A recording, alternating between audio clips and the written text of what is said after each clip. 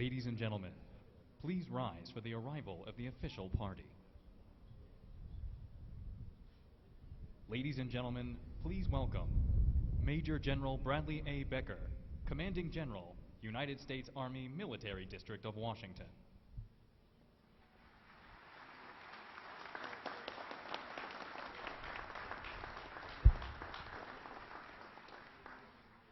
Mr. Patrick J. Hallinan, Executive Director, Army National Cemeteries Program.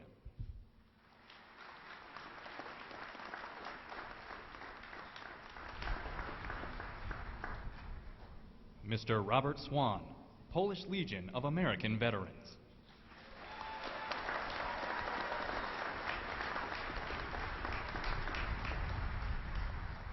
And the Honorable Robert A. McDonald, Secretary of Veterans Affairs.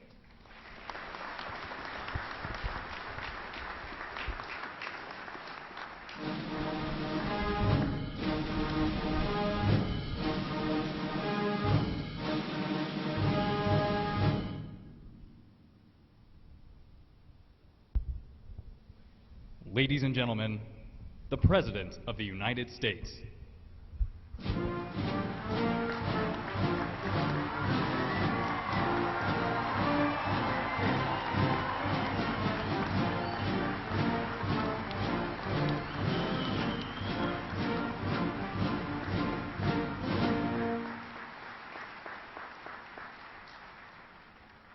Ladies and gentlemen, please remain standing for the procession of our nation's colors and those of our veteran service organizations. As we march on the colors, the United States Navy Band will play the National Emblem March.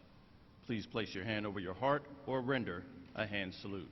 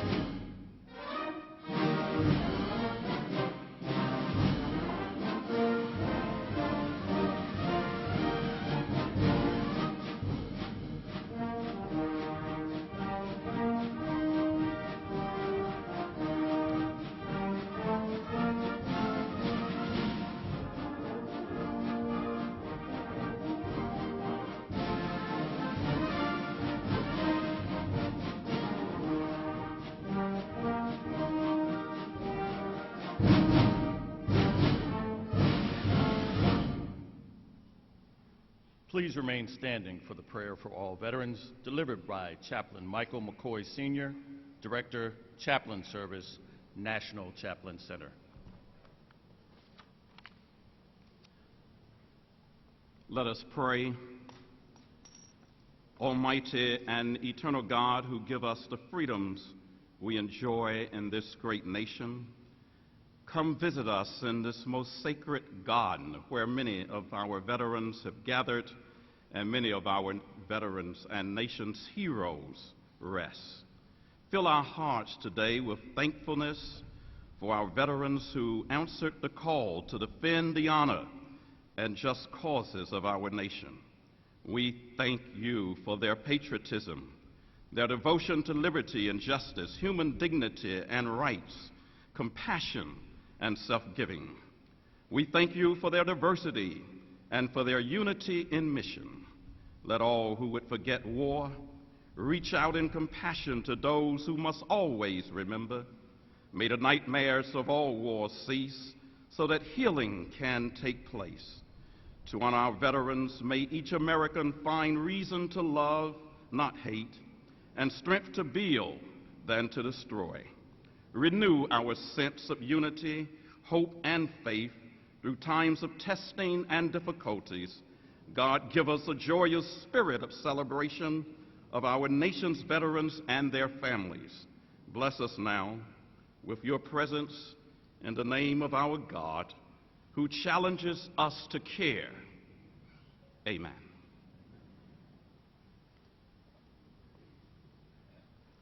Now I'd like to invite Mr. Robert Swan, National Commander, Polish Legion of American Veterans, to lead us in our Pledge of Allegiance.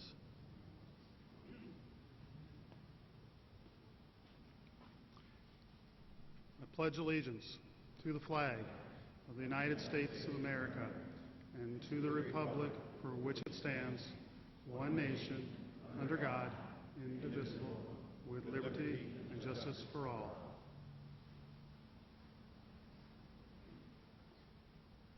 Please be seated.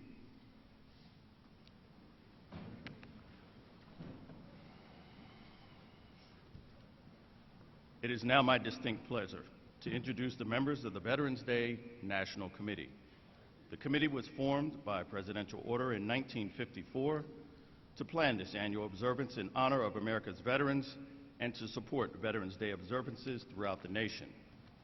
Please hold your applause until I've introduced these special guests. If able, please stand when your name is called.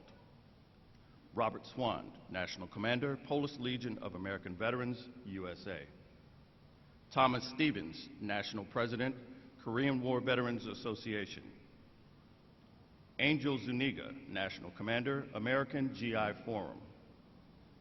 Arminda Crawford, National Commander, Catholic War Veterans of the USA. David Eberly, Chief Executive Officer, American Ex-Prisoners of War. Carl Singer, National Commander, Jewish War Veterans of the USA. John Rowan, President, Vietnam Veterans of America. Al Kovac, National President, Paralyzed Veterans of America. Brian Duffy, Commander-in-Chief, Veterans of Foreign Wars of the United States. Harold Chapman, National Commander, AMVETS. Dale Stamper, National President, Blinded Veterans Association. Richard Gore Sr., National Commandant, Marine Corps League. Donald Larson, National President, Fleet Reserve Association. Richard Rinaldo, National Commander, Legion of Valor of the United States of America. Lyman Smith, Executive Director, Military Chaplains Association. Donald Youngblood, National Commander, Army and Navy Union of the USA. John Ostrowski, Executive Director, Non-Commissioned Officers Association. Douglas Bolt, National Vice Commander, the American Legion. Mr. David Riley, National Commander, Disabled American Veterans. Mike Plummer, Deputy Legislative Director, National Association of Uniformed Services. Clay Legrand, Jr., Commander-in-Chief, Military Order of the World Wars. John Adams, National President, the Retired Enlisted Association. Herschel Gober, National Commander, Military Order of the Purple Heart. And Dana Atkins, National President, Military Officers Association of America. The associate members of the committee are located in the boxes to my left. I'd like to ask the presidents and national commanders that comprise our associate membership to stand and be recognized. Ladies and gentlemen, please recognize our Veterans National Leadership with your applause.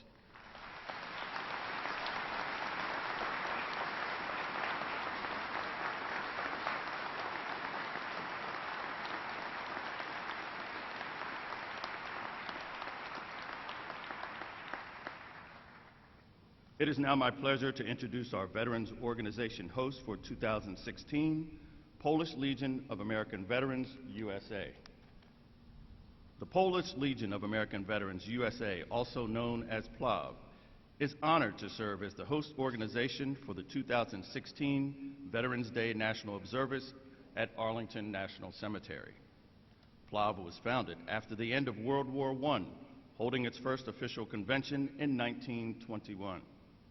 Today, they celebrate over 95 years of providing assistance to veterans and their families.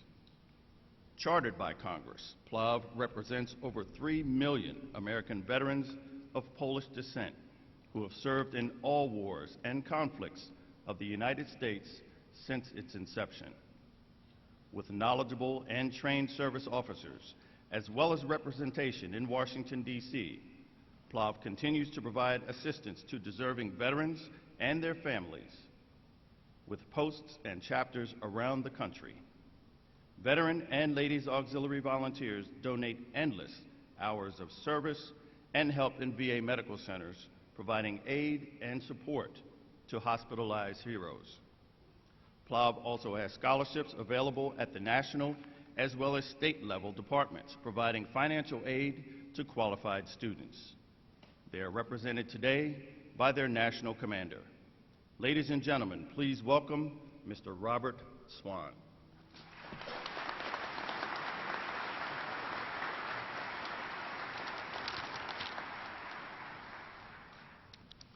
Thank you.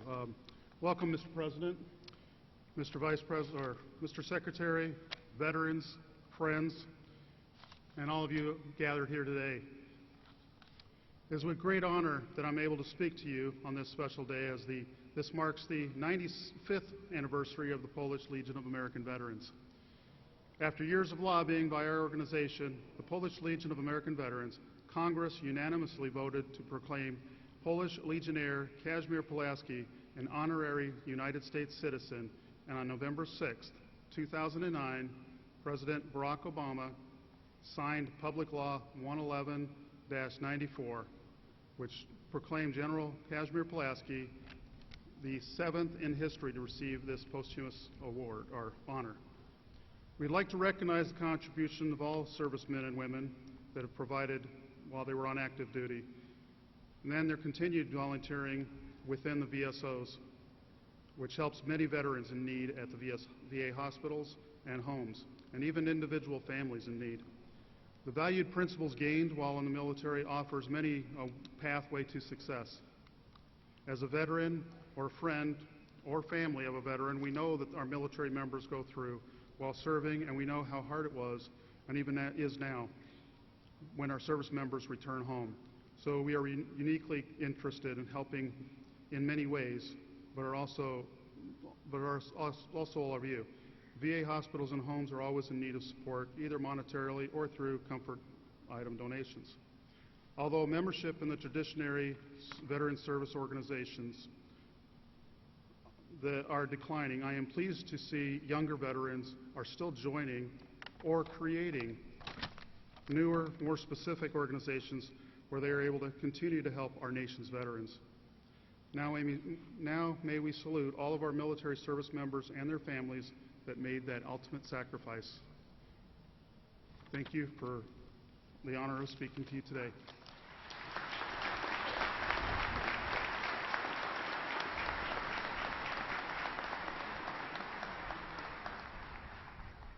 Ladies and gentlemen, please welcome the Honorable Ronald McDonald, Secretary of Veterans Affairs.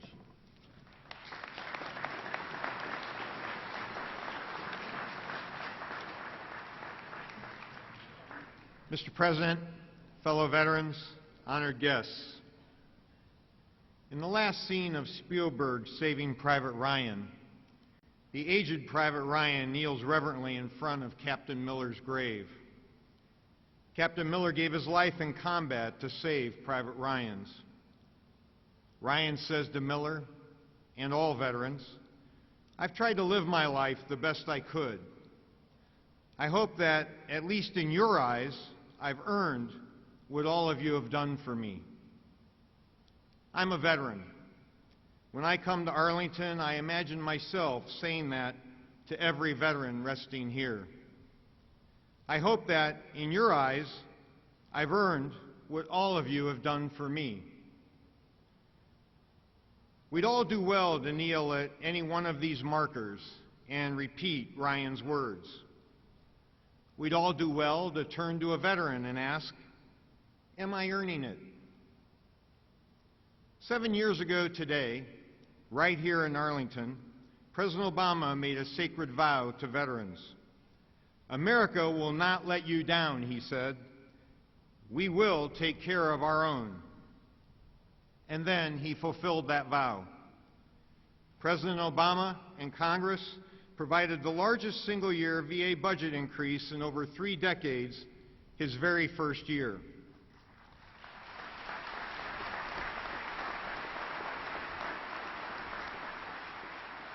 Under his leadership, the VA budget has nearly doubled. He opened VA's doors to nearly 500,000 veterans who had lost their eligibility in 2003. And he supported 3 presumptive conditions for veterans exposed to Agent Orange. Today, even though there are 2 million fewer veterans than in 2009, there are nearly 1.2 million more veterans receiving some type of VA care and services. 1.2 million more veterans are enrolled for VA health care. 1.3 million more receive disability compensation. 500,000 more veterans have VA home loans, and we've seen a 76% increase in veterans receiving educational benefits. We've cut veteran homelessness in half since 2010. Veteran unemployment's dropped.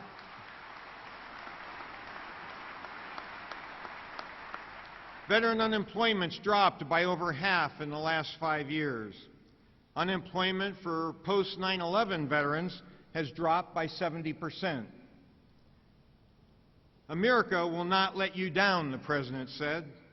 "We will take care of our own." He stood by that commitment year after year after year, and for good reason. America met Sergeant First Class Corey Remsburg when President Obama introduced him during the 2014 State of the Union address. The President had met Corey 4.5 years earlier in Saint-Mère-Église, France. Corey was one of the elite Rangers who'd parachuted in to commemorate the D-Day landings. Then, Corey returned to Afghanistan for his 10th tour. The President next saw Corey in a hospital bed at Bethesda Naval. He'd been grievously wounded by a 50-pound roadside bomb outside of Kandahar. Corey couldn't speak. He could barely move, but he gave the President a thumbs up. 3 years later, when the President and I traveled to Phoenix, President Obama quietly took a detour. He needed to see Corey. Corey had made a miraculous progress in the Tampa VA Polytrauma Unit. So this time, with help, Corey stood, saluted, and said what you'd expect. "Rangers lead the way, sir." Corey's the epitome of that rare combination of qualities that characterizes the very best among us. A dogged sense of duty, indomitable courage, and plain American grit. President Obama admires that in Corey. He admires it in all American veterans. It's why he loves them. Ladies and gentlemen, our honored guest, the Commander-in-Chief, and the 44th President of the United States, Barack Obama.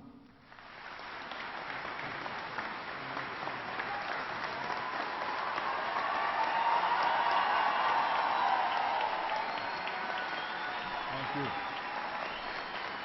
Thank you so much. Thank you.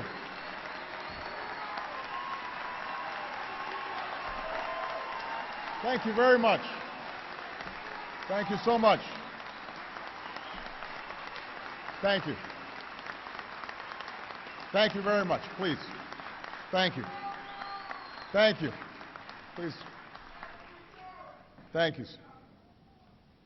Secretary McDonald, Mr. Hallinan, distinguished guests, and most of all, our extraordinary veterans and your families. The last time I stood on these hallowed grounds on Memorial Day, our country came together to honor those who have fought and died for our flag.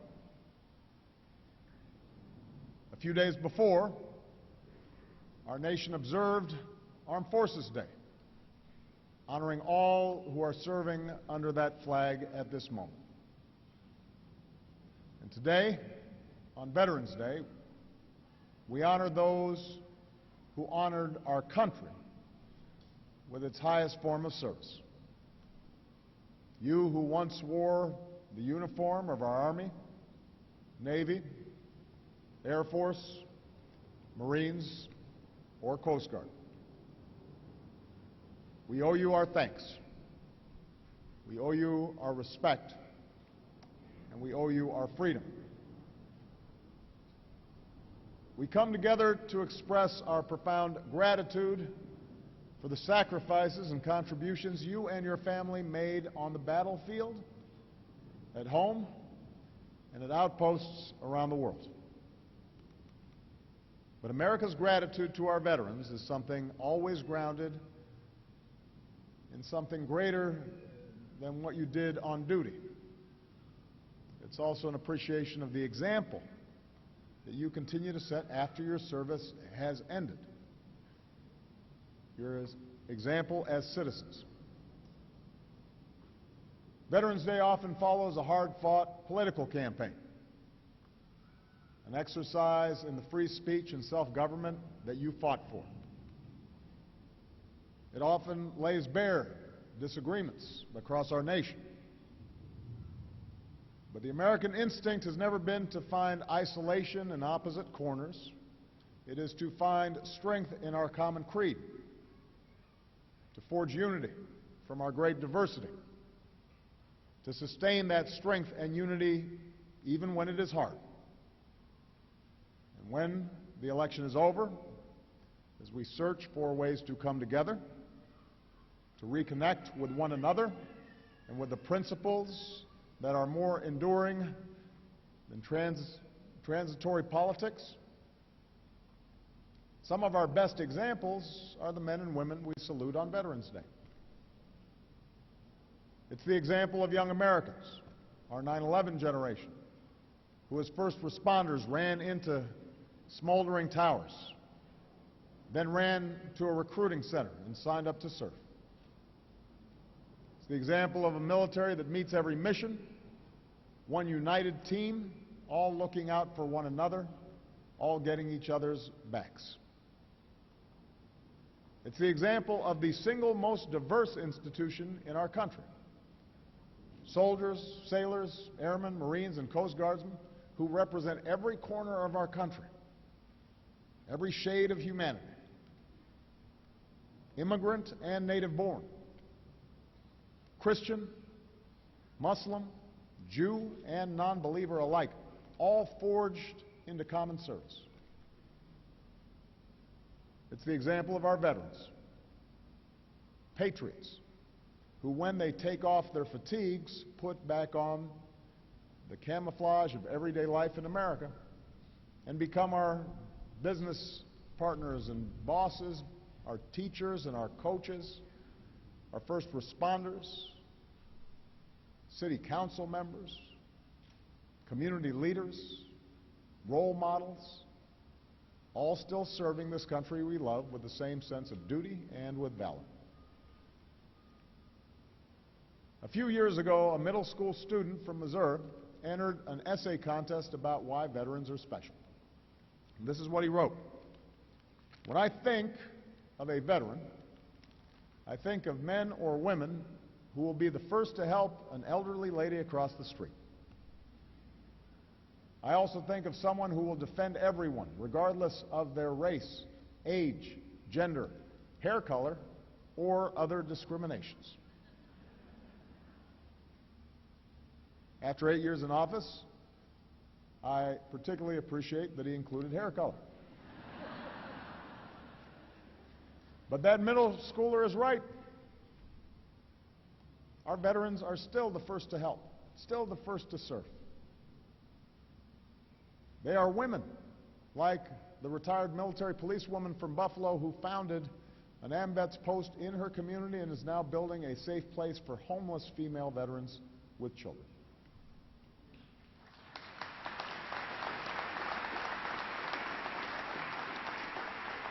They are men like the two veterans from Tennessee, one in his 50s, one in his 60s, who wrote me to say they would happily suit up and ship out if we needed them. We might be just a little old, they wrote, but we will be proud to go and do what we were taught to do. Whenever the world makes you cynical, whenever you seek true humility and selflessness, look to a veteran. Look to someone like First Lieutenant Irving Lerner.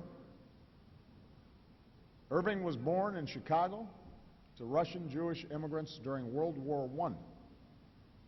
He served as a bombardier in the Army Air Corps, flying dozens of missions toward the end of World War II. When he returned home, Irving did what a lot of veterans do. He put his medals away. He kept humble about his service, started living a quiet life. One fall day, walking down Sheffield Avenue on Chicago's north side, a stranger stopped him. He said, "Thank you for your service," and he handed him a ticket to see the Cubs play in the World Series.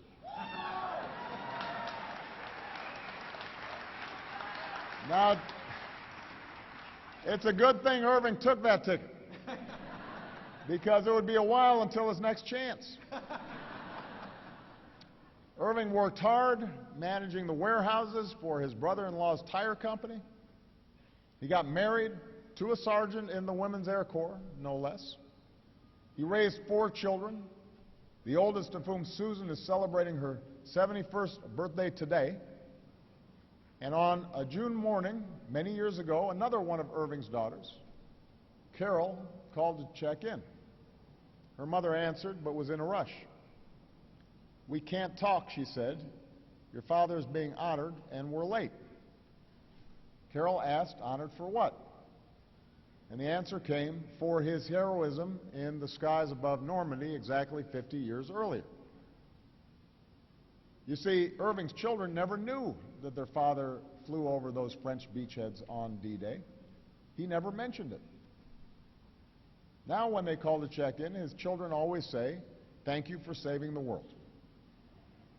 And Irving, sharp as ever at 100 years young, always replies, "Well, I had a little help." Whenever the world makes you cynical, whenever you doubt that courage and goodness and selflessness is possible, then stop and look to a veteran. They don't always go around telling stories of their heroism, so it's up to us to ask and to listen, to tell those stories for them, and to live in our own lives the values for which they were prepared to give theirs.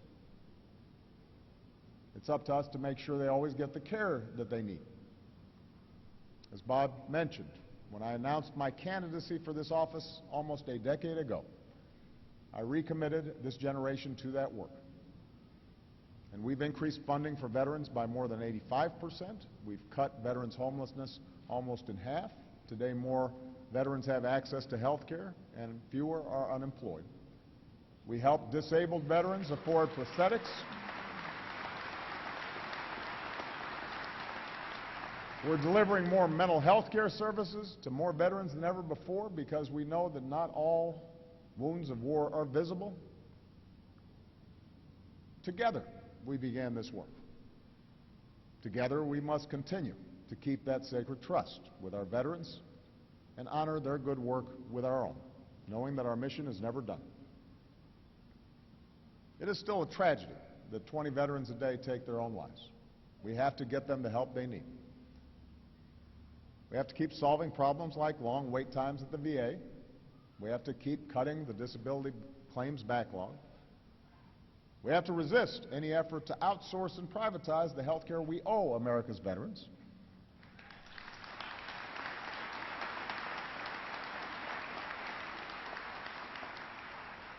On Veterans Day, we acknowledge humbly that we can never serve our veterans in quite the same way that they served us, but we can try.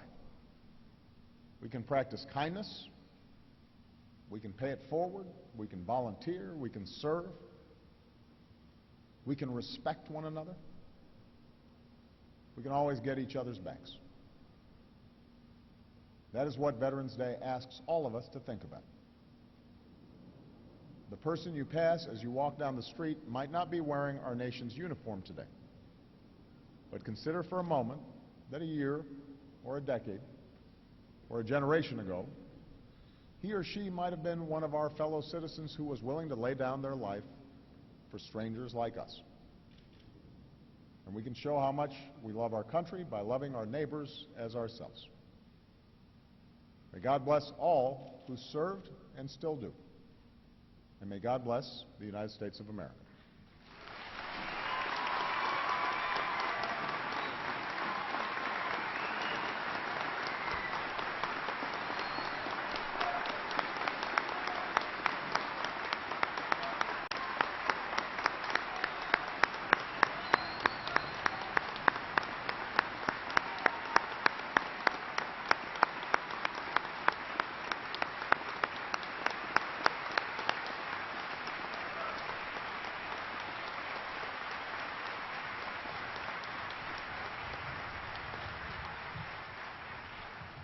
Ladies and gentlemen, please remain standing and join the United States Navy Band in singing God Bless America.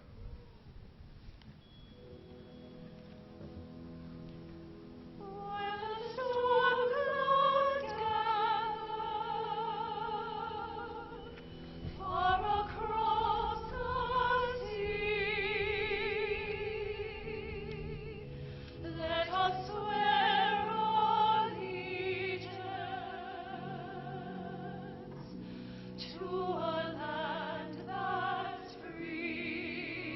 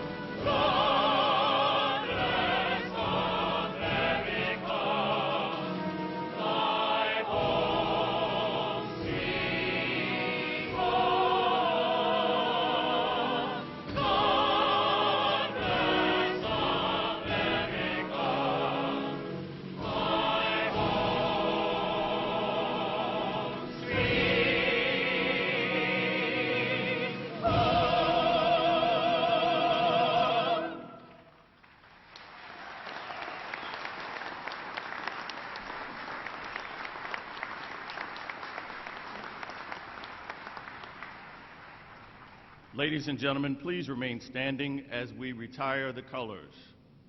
Retire the colors.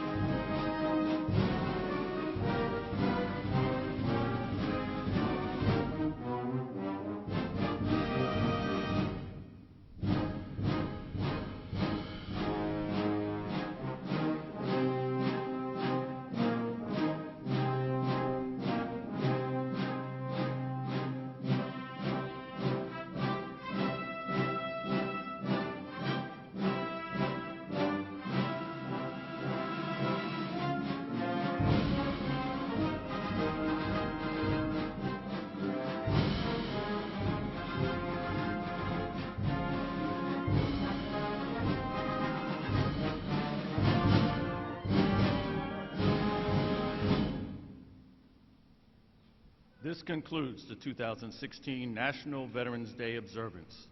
Please be seated for the departure of the President of the United States. Thank you for joining us today as we celebrate and honor all who served.